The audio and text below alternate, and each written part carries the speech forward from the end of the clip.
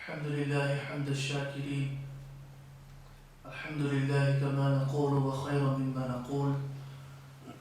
والصلاة والسلام على سيد الأنبياء والمرسلين. أما بعد فأعوذ بالله من الشيطان الرجيم. بسم الله الرحمن الرحيم. إن الله وملائكته يصلون على النبي يا أيها الذين آمنوا صلوا عليه وسلموا تسليما. اللهم صل على سيدنا ومولانا محمد كما تحب وترضى. والصلاة والسلام عليك يا رسول الله وعلى آلك وأصحابك يا حبيب الله.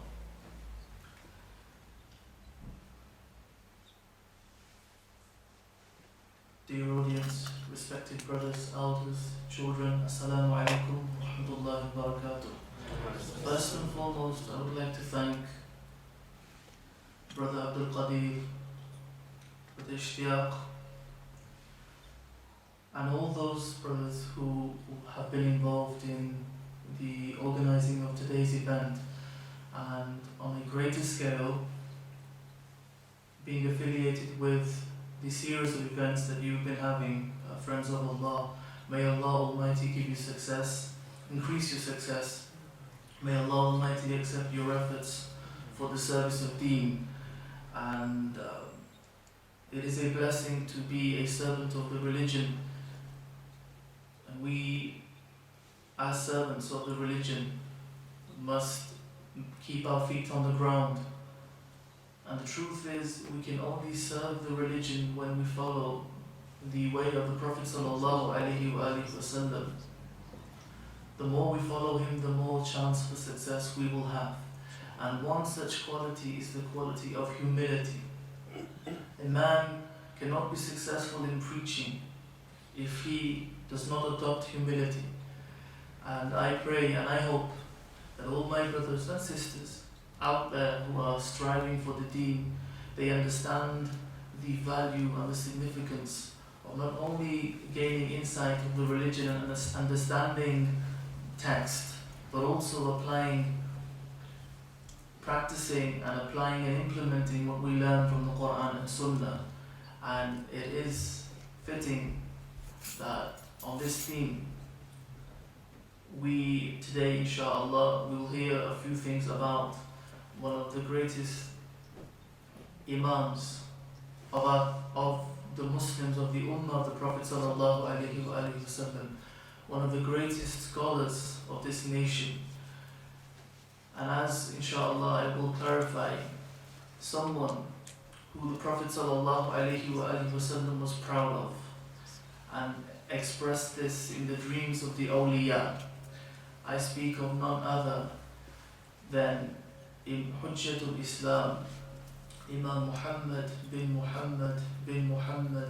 Ghazali Shafi'i Tusi alayhi rahmah. And I will inshallah try to mention a few things about his life, some of his works, mainly just a slight introduction to Ihya al-Ulum, and also some points and lessons that we learn from the life of the Imam. His kunya was Abu Hamid. His title was Hujjatul Islam, the proof of Islam. From the ending of his name, you heard a word Tusi. And basically Imam Ghazali alayhi rahmah was from Tus, which was in Khurasan. The old Khurasan, a region in Iran, was a lot bigger. In fact, it was double the size of what we see of Khurasan today, or the region today.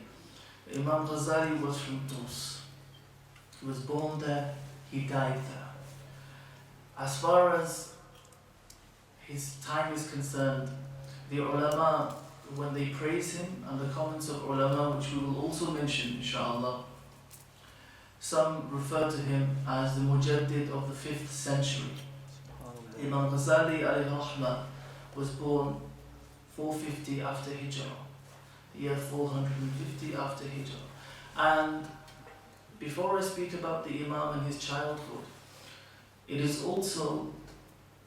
very interesting when we study about, or when we discover what the parents were like. And in the case of Imam Ghazali alayhi rahmah, his father, whose name was Muhammad, obviously from the actual title that I mentioned, he was a very pious man himself. He was a very honest man. The ulama describe him, and they say that he was in the trade of, basically he would sell thread, the cloth trade, and he worked with wool, and specifically he would sell thread, and whatever he earned from this, he spent on his family, and this was his main means of income, and from that he became known. The title Ghazali came from that. Now it is narrated about the father of Imam Ghazali alayhi rahmah. This is a very important point. I want you all to listen to this very carefully. He was a man who would go to the gathering of the fuqaha, the gathering of the jurists. He would attend the gathering, he would raise his hands in dua, and he would cry. He would cry in the court of Allah, and he would beg Allah. For what? The wealth of this world. That he becomes rich, that he becomes successful in his business, that he is given power and superiority over people, that he becomes famous. No. His dua is, Ya Allah, bless me with a son who is an alim of fiqh and a scholarly figure in this science. Then he would go to the gathering where the public speakers of Islam would be gathered. Wa'az would be going on. Scholars advising the people, inspiring the people with their words. And again, he does not speak, he does not ask Allah for dunya or anything related to this world. He asks, he cries, and he begs Allah Almighty, Oh Allah, bless me with a scholarly son who is a wa'id, who inspires others through his speech. And we see in Imam Ghazali alayhi rahmah, he was an authority in terms of his fiqh. Some ulama, inshallah, specifically mentioned, some even said he is second to Imam Shafi'i. They went that far in praising him. And as far as his nasiha is concerned, as far as his advice is concerned, we see in his words the advice that he has given to the believers. And he lived a life which saw the fame of scholarship, being at the peak, being a teacher of scholars, with fame and with that reputation, where his name is more famous and where he is spoken of more than the ruler of that region. And then there comes a time in his life when he leaves everything. He leaves everything. And he puts a blanket around him. And he eats spinach, vegetables. A very frugal way of life he adopts. And we will come to this. And through these experiences, what he has said, what he has taught us, inshallah, these will be the points of discussion today. Firstly, going back to his father made dua for a son like this, and when his father passed away, it was his request that all the wealth that he has, another point for all fathers out there, the wealth that I have, I want it to be spent on the education, the education, Islamic education of my sons, my children. He specified that all his wealth that he has, that could be spent for this purpose. Today, a man has 3 sons, 4 sons, 2 sons. But we have to, as teachers, we have to convince parents not to send their children away or to spend money on them, to simply allow them to give some time for the study of the religion. And even then, they have the arrogance to be calling the shots. Or we want our son to study this, and we don't want him to study that, and we want him to study this subject and not that subject, and we want him to study like this and not like that. In the past, the students, they left in search of knowledge. They faced hunger, they faced thirst. They were not even aware of where they would spend the night. They would search for the shuyukh, they would search for the teachers. And when they found the teacher, they would not leave his door. They would not leave the company of the Shaykh. They would learn as much as they could. These days it's the opposite. The Shaykh is looking for the student. In those days, the students were looking for the Shaykh.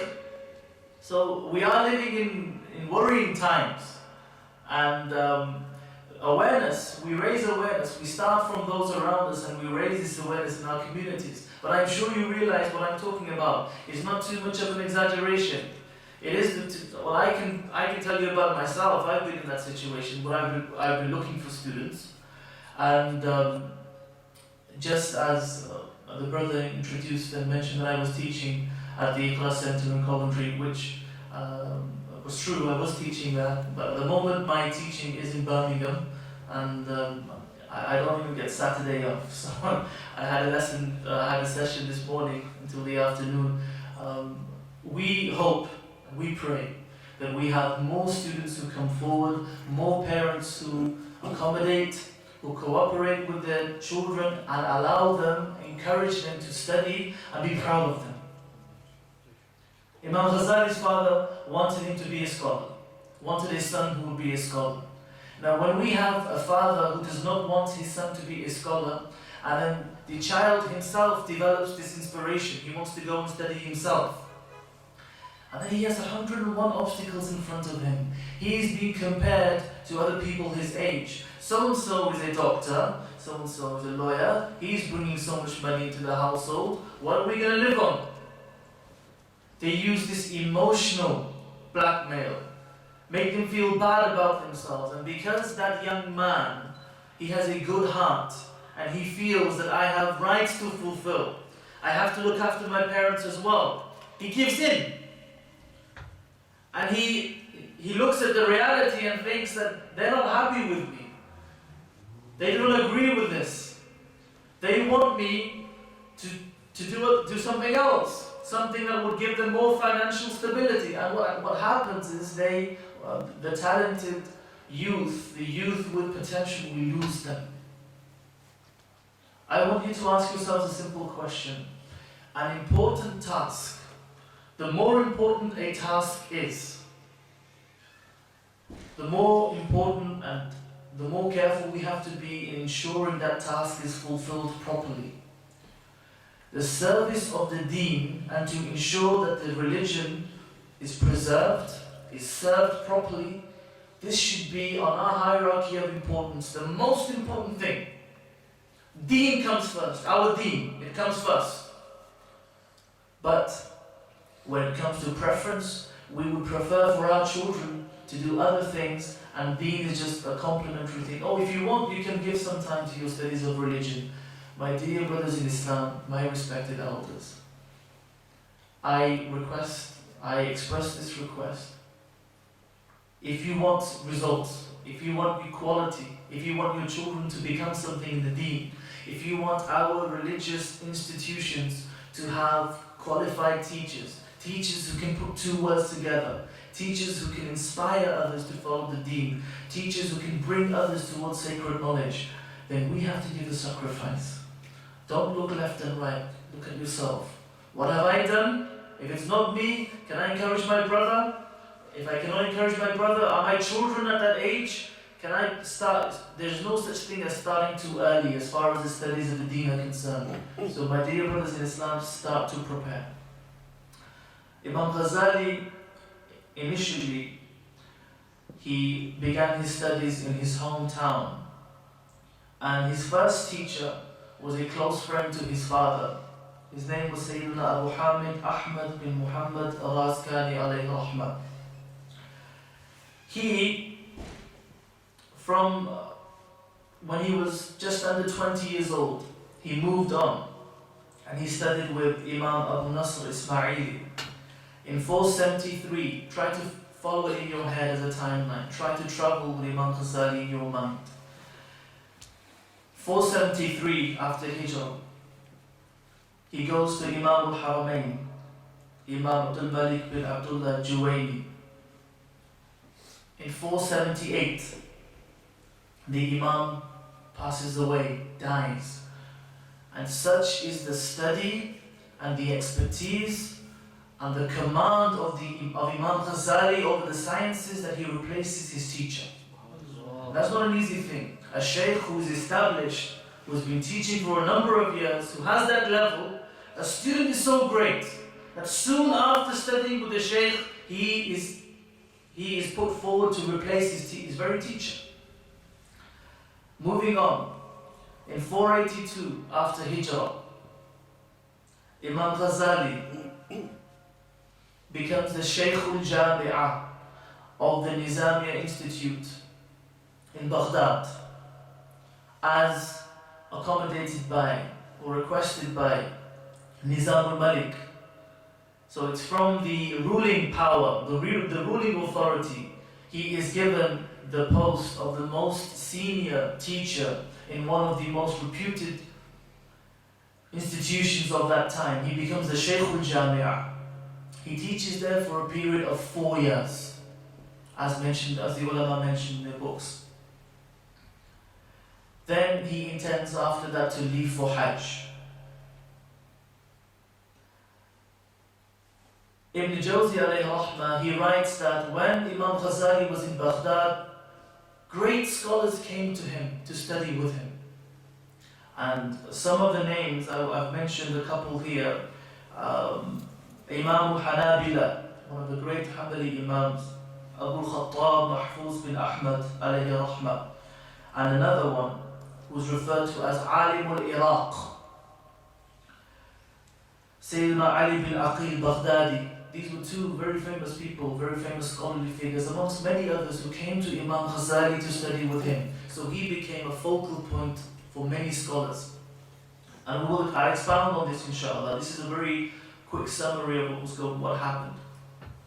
In 489, after Hijrah, Imam Ghazali reaches Damascus and he spends some time in Baytul Muqaddas. Then he goes back to Damascus. After Damascus, he goes to Baytul Muqaddas, and from Baytul Muqaddas, he comes back to Damascus. Then it is said that in the Jami Masjid, he picks his spot, and it is the western minaret of the masjid. He sits there, and he keeps himself busy in the zikr of Allah. He spends a lot of time at the shrine, the mazar of Shaykh Nasr al-Maqdami alayhi rahmah. During his life, he had a 10-year stay in Sham, in Syria. And during this 10-year stay, this was the 10-year stay in which he wrote some of his famous books. Ihya al-Ulum, in 4 volumes, as you know. He wrote Jawahir al-Quran. He wrote the Tafsir Yaqut al-Ta'wil, which was 40 volumes. He wrote Mishkat al-Anwar. And he traveled between Baghdad and Nishapur, Hijaz, and this was a brief summary of his life. Now, when did he change his manner in terms of the nature of his scholarship or the nature of his portrayal, how he kept himself? When did he become more inclined to living a simple life? When did he adopt simplicity that shocked people? Inshallah, we'll come to this now. Before that, because it's following our timeline, his teachers. He had more than one teacher in sciences. I've mentioned a few names. The reason why I go through this is, my dear brothers in Islam, a thought might come to mind. We have the nature of our audience means that it should be maybe we should speak in a certain way. But I believe that even mentioning the names of these scholarly figures is a means of attaining blessing. You mention the awliya and you receive the mercy of Allah Almighty. The mercy of Allah Almighty will descend upon you. We are talking about scholarly figures. And the ulama are the awliya. Yes, you have some figures who completely became so devoted to the dhikr of Allah that they lost themselves and they turned away from the world completely. Their zuhud was so strong. But generally speaking, my dear brothers in Islam, the ulama are the awliya. The true ulama are the awliya. A wali is someone who has knowledge and practice. And his knowledge and practice combined, they inspire people. This idea of tasawwuf and tariqah being completely different and sharia being different, no. It is a combination. One cannot have tariqah without sharia. You cannot just say that I'm following the tasawwuf way and there's no element of sharia involved. Everything within the boundaries of sharia. If it is not within the boundaries of sharia, it's not tasawwuf. Simple as that. It's not tariqah. So a man who is a guide for other people, a man who is a shaykh for other people, he must follow a certain criteria. He must be eligible, he must have all those conditions within him. Let us not talk about specific ahkam. If a man who is a guide for others is lacking in following the way of Rasulullah sallallahu alaihi wasallam, cannot even follow the sunnah way, the way of the Prophet sallallahu alaihi wasallam, he really needs to ask himself this question: am I the right person for this job? The ulama are the representatives of the anbiya. So if they don't follow the way of the anbiya, how are they representing them? These days we're living in times where people follow fame, and being a shaykh seems to be very easy. Say a few words, a bit of eloquence, mention a few points which the awam, the public, do not understand. They will be overwhelmed by your points, and then they will start calling you shaykh. Have a few people around you, let them call you shaykh, shaykh, shaykh, and suddenly you're a shaykh. We have to be very careful. We live in very disturbing times. So look at the person. If you have not pledged allegiance to someone, you have not accepted someone, or the shaykh has not accepted you, you've not put yourself forward to be accepted yet, look at who you are willing to give this trust to. Is he someone, is an alim who follows the sunnah of the Prophet ﷺ? Is he someone who upholds the sharia, who speaks the haqq? Is he someone who is wholeheartedly serving the religion because you want someone like that to inspire you? And unfortunately, in some cases, this is not happening. And we see the results of that, where people are taking the sunnah lightly. The sunnah is the adornment of the awliya. This is what makes and enhances an individual. And we will come to what Imam Ghazali thought about this. In fiqh, some of his famous teachers, the first name that was mentioned, Sayyidina Ahmad bin Muhammad al-Askari, had also mentioned Imam Abu Nasr Ismaili. In fiqh we're talking about here. And the third name, Imam Juwayni, was also mentioned. In tasawwuf, and one of his teachers in tasawwuf became his shaykh, Sayyidina Abu Ali Fadl bin Muhammad Faranzi Tusi, Imam Yusuf Sajjaj.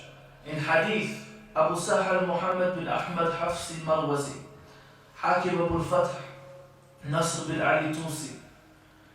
His shaykh, which I have mentioned, was one of his teachers in tasawwuf, Shaykh Abu Ali Fadl bin Muhammad Faranzi. He was a great Shafi'i scholar, and the ulama write about him and say that he was one of the top students, one of the senior students of Imam Abu Qasim Qushayri, alayhi rahmah.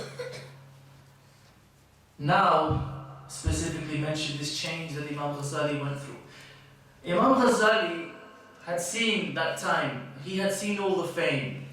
He had taught in 2 institutes. At one stage he was referred to as Imam al-Haramain when he was in Nishapur.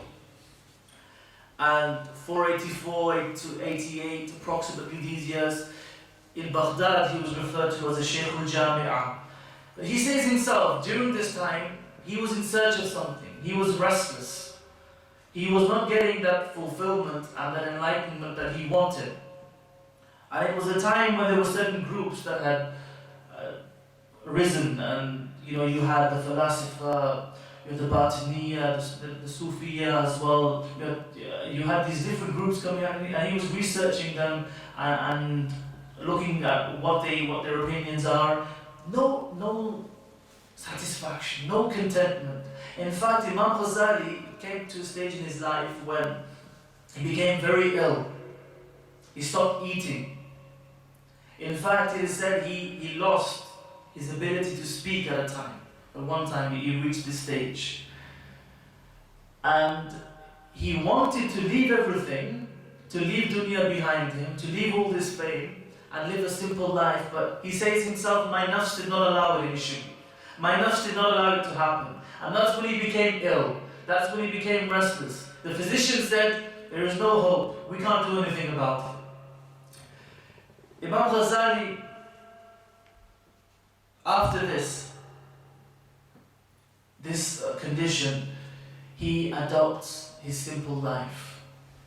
And I will show you an example of contrast, the contrasting lifestyles Imam Ghazali had. Imam Ghazali decides to change his attire.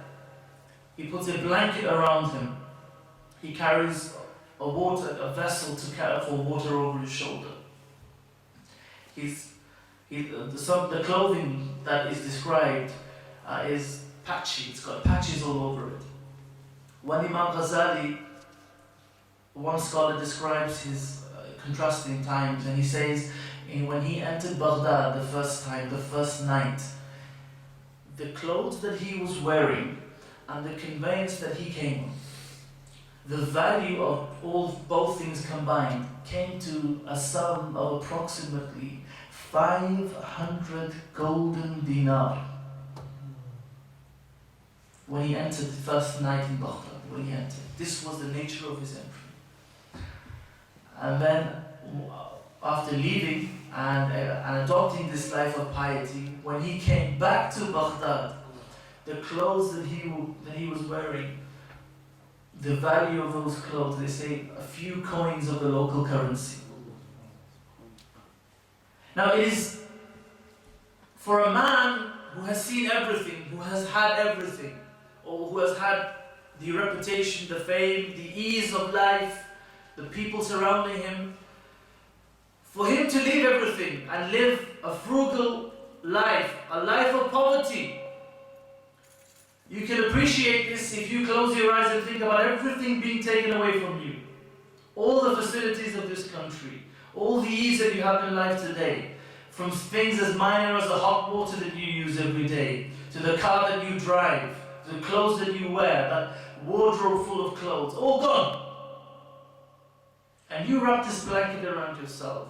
Go and eat the leaves and eat spinach, vegetables, or live off the land. That will give you some insight to what Imam Ghazali was doing.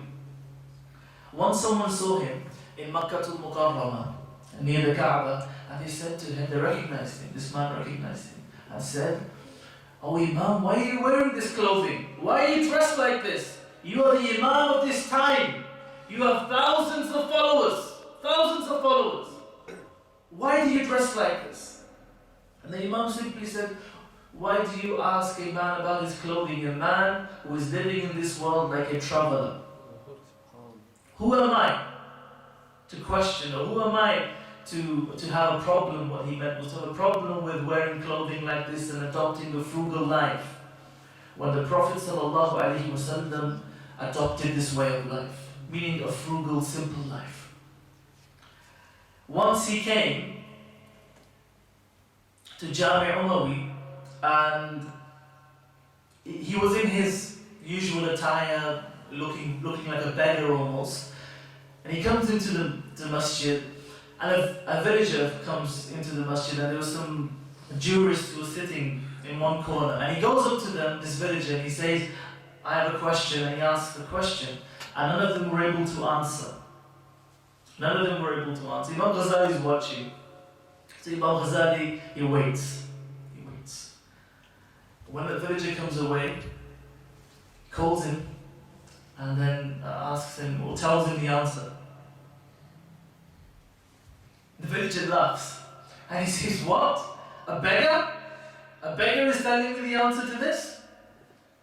A pauper? How can you know the answer to this?" And he laughed it off and he walked away basically. He didn't even pay attention to what the Imam said. Now, the jurists were watching. They might have listened to what the Imam said. They called the villager back. They called him back and they asked him, what did this person say? What did he answer? How did he answer? And then they realized that this is a man of knowledge. They went to Imam Ghazali and they said to him, "We would like to organize a sitting, a gathering of knowledge, and we would like, basically they were requesting him to teach." Imam Ghazali was in that phase. He had left all that. He had left the fame. He had left the reputation. So he kind of went along with things. And they assumed that from tomorrow things would start. That very night Imam Ghazali left the city. Completely had no desire for fame anymore. A time comes when Imam Ghazali alayhi rahmah enters a madrasa and in Damascus, and he hears the person or one of the teachers who's actually going through a lesson. قال الغزالي. Ghazali said. As soon as he heard this, he walks straight back up to the madrasa and doesn't come back again. It seems so extreme. But he did not want to be self-centered. He did not want any of that. He did not want to risk it. Once, some scholars who describe him, they say that Imam Ghazali, a time came in Baghdad when he had his staff, his patched clothing, that vessel, container of water over his shoulder, and in this state he was teaching people, and there were almost 400 scholars coming to study under him, coming to study under his supervision. So he did not leave his teaching completely. He did teach, but he adopted this frugal life, being inspired by self-purification, which I will talk about towards the end. A very beautiful account, which is mentioned by Allama Ismail Haqqi, who reports from Imam Raghib Isfahani, who mentions that Imam Shazali saw this dream. The dream was that there were a crowd of people in his dream, and when he focused on that crowd, he realized that the crowd of people were the Anbiya alayhi salam, Musa alayhi salam, Ibrahim alayhi salam, Isa alayhi salam, Nuh alayhi salam. And they were basically discussing a statement of Sayyidina Hussein Hallaj alayhi rahmah. While this discussion was going on, Imam Ghazali, Sayyidina Musa alayhi salam, he says to the Prophet ﷺ that you've said that the scholars of your nation are like the prophets of Bani Israel. Show me one. You say the scholars of your nation are like the prophets of the Bani Israel. Show me one. The Prophet ﷺ asks for Imam Ghazali and refers to him. He is one. Sayyidina Musa alayhi salam asks Imam Ghazali a question, and Imam Ghazali gives 10 answers. How many? 10. Sayyidina Musa alayhi salam says to him that I asked you one question, why did you give me 10 answers? You could have given me one answer.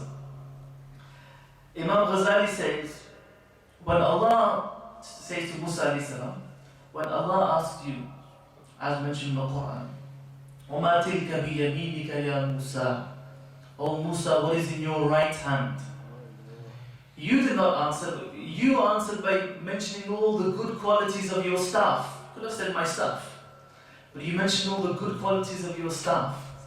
The ulama comment on this and they said Imam Ghazali was trying to say that, oh Musa alayhi salam, oh beloved Musa alayhi salam, when you had this conversation with Allah Almighty, you were in such devotion and your love for Allah Almighty was such, the nature of this love made you make that conversation longer. For you wanted to speak to your Lord longer because of your love and devotion. And it was as if he was saying to Musa alayhi salam, Ghazali was, that in the same way, I enjoy this conversation with you to such an extent, and my love for you is such, my admiration for you is such, that I wanted this conversation to be longer. That's why I gave you 10 answers. Thinking.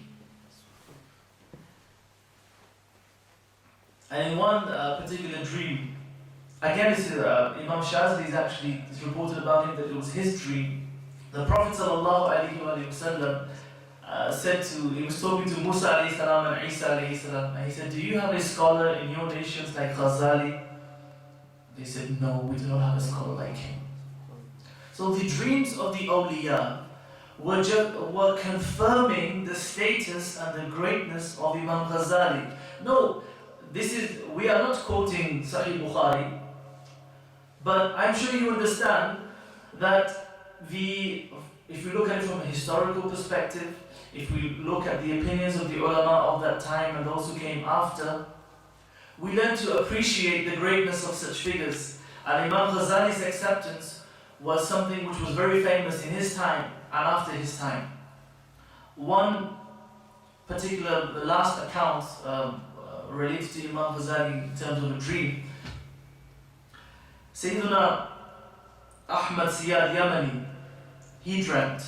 He saw angels, the doors of the heavens opening, and a group of angels descending from the sky. They had a green heavenly robe. They took this man out of his grave, and then they took him for a tour. Passed through 70 veils, he said. He said, I saw the veils, but I did not see where they ended, their limit. And later, by the end, I discovered that man who was taken by the angels and was given this honor, for whom a heavenly robe was brought from paradise, was Imam Ghazali alayhi rahmah. His acceptance. These were confirmations of his acceptance, signs, indications of the acceptance of the Imam. Now, my dear brothers in Islam, some people, that you have two extremes. Some people say, look, the apparent is important. Make sure you do your salah, you fulfill your obligations, you do what is apparently needed. That is enough.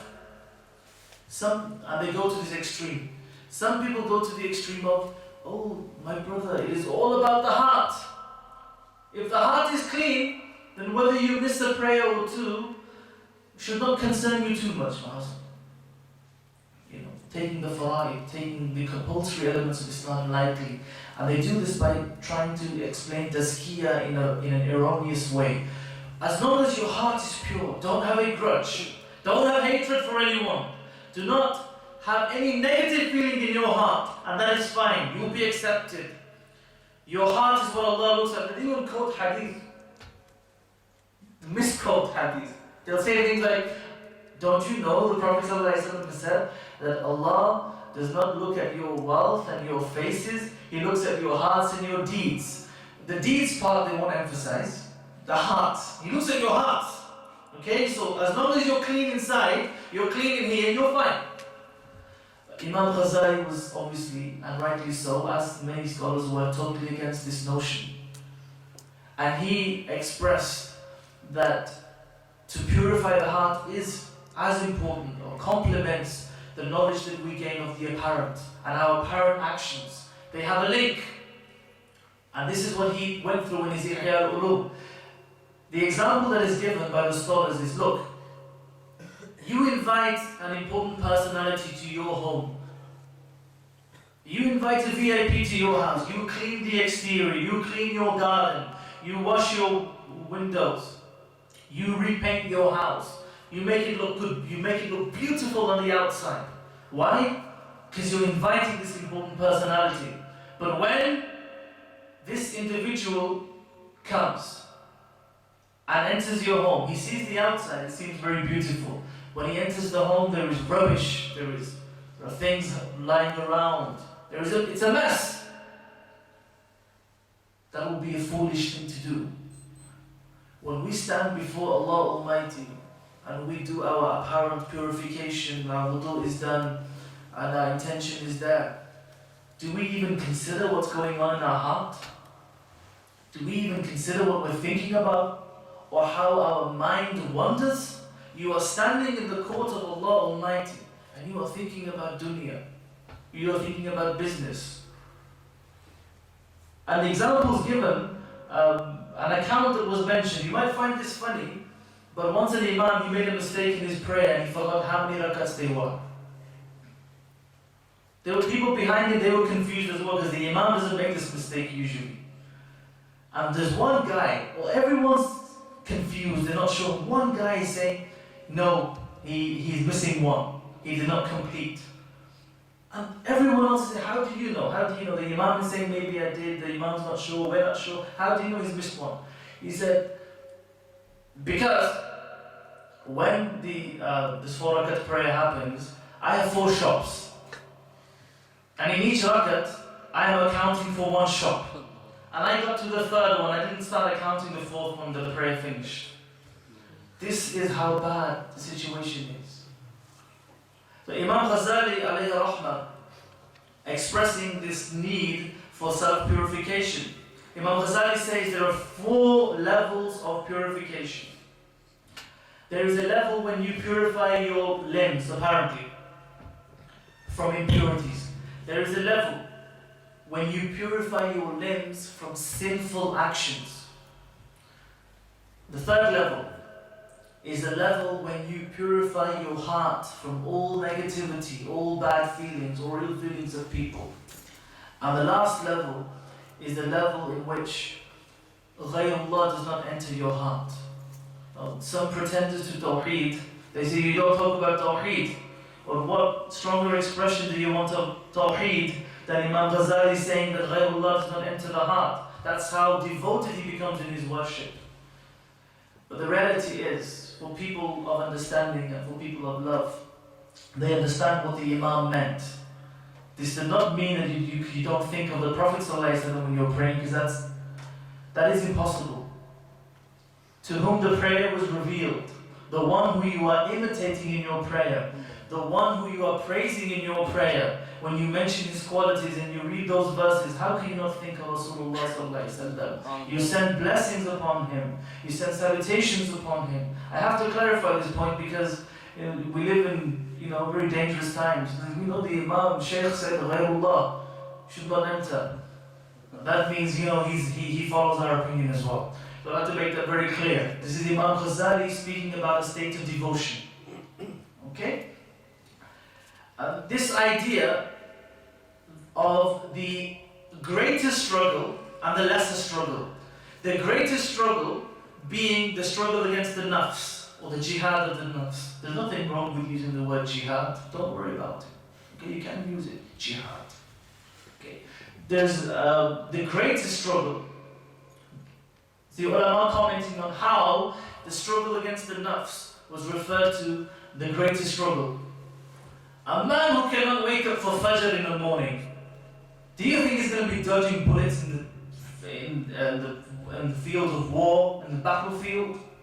A man who cannot even live without his cornflakes in the morning, do you think he's going to go through days of hunger to defend the Muslims and the honor of Muslims?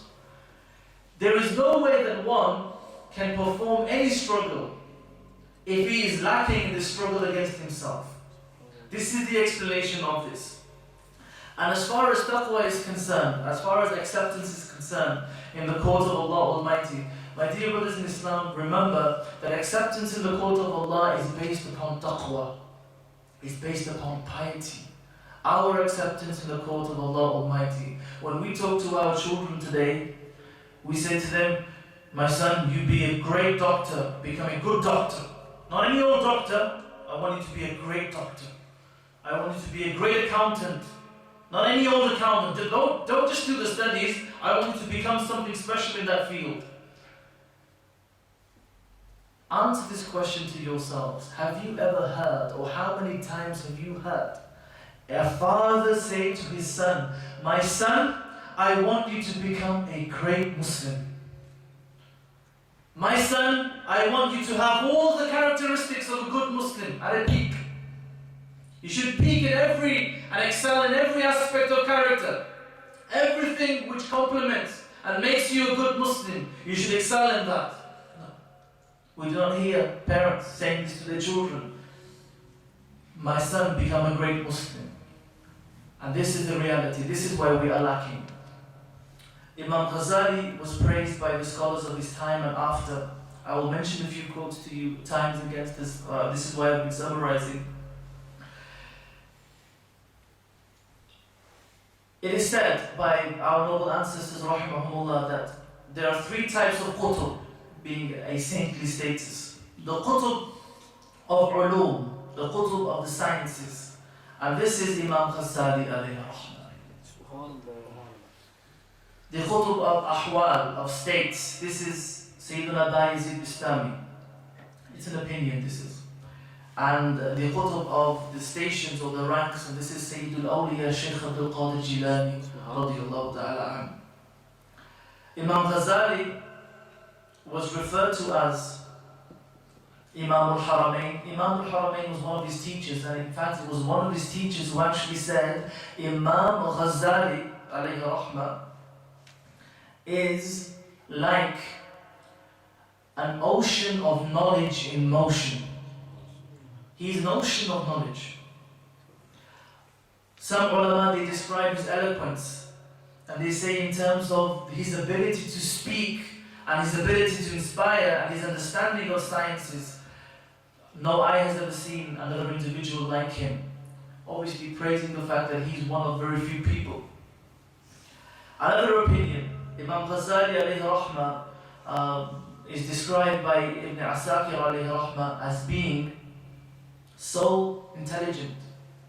His level of intelligence was such that this is the Ibn Asakir saying that no eye has ever seen and no ear has ever heard of such intelligence. This was the intelligence of Imam Ghazali alayhi rahmah.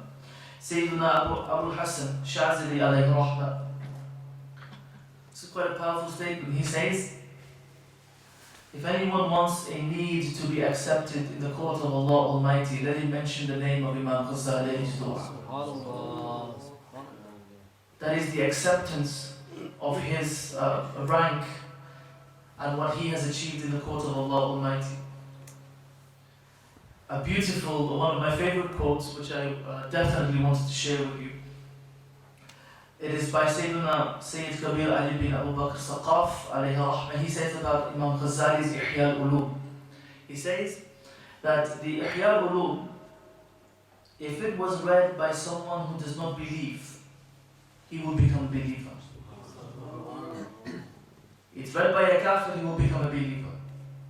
Because there are such secrets in that book that attract the heart the way a magnet pulls, the way a magnet attracts. That is the way the heart is attracted by Imam Ghazali's Ihya al-Ulum.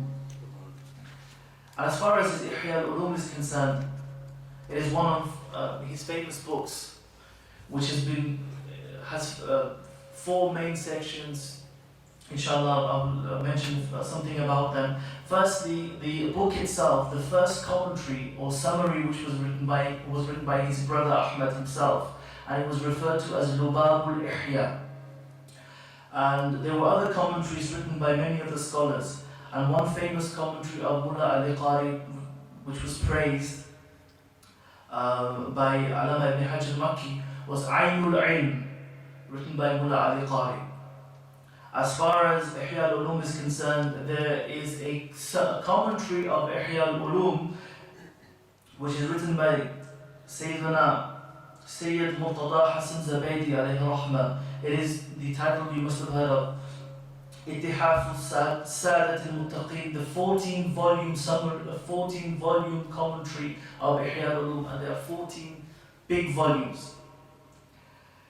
Ihya al-Ulum, the narrations and ahadith have been, the references, the takhrij has been done, the references, work has been done on the references also.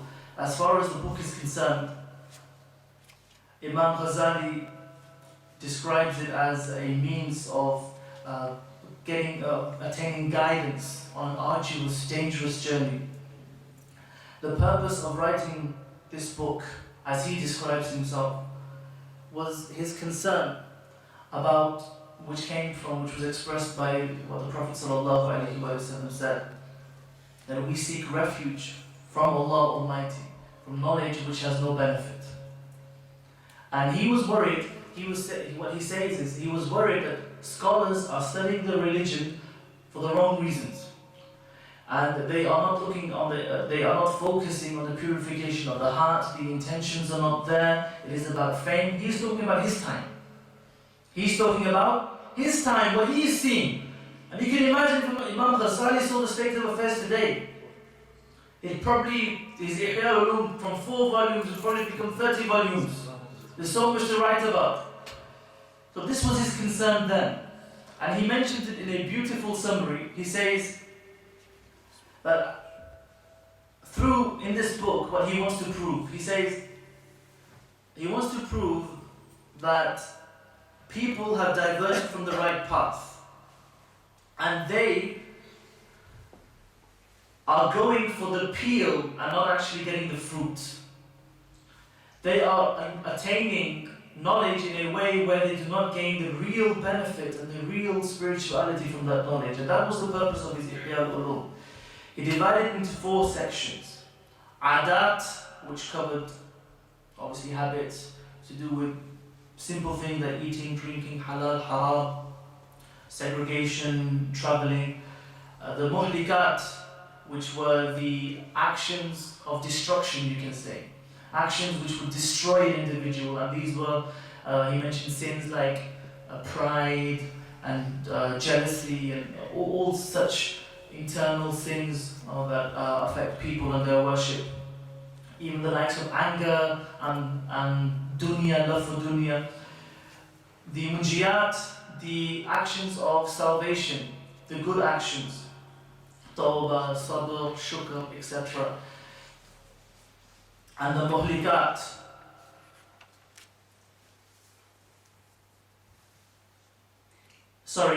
the muhlikat, the ibadat, being the worshipping, salah, your fasting, your hajj, all these are the 4 main sections.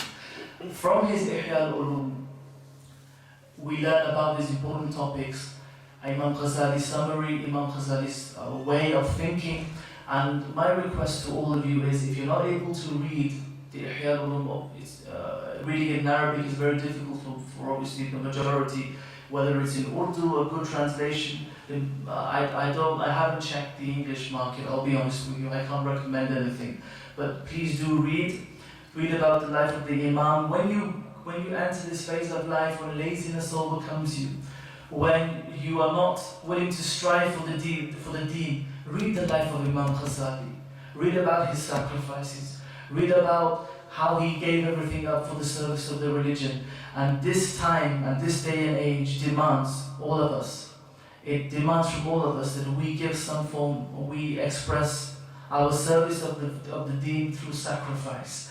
Educate your children, encourage your children, inspire them, your families, and do not become these so-called religious figures who have double standards. Do not become this public Muslim who has a public face, and when he's at home he's a raving maniac. No. And one teacher, he said, it was a very beautiful thing he mentioned. He said, a man who is married, if his wife says he's a waliullah, then he is definitely a waliullah.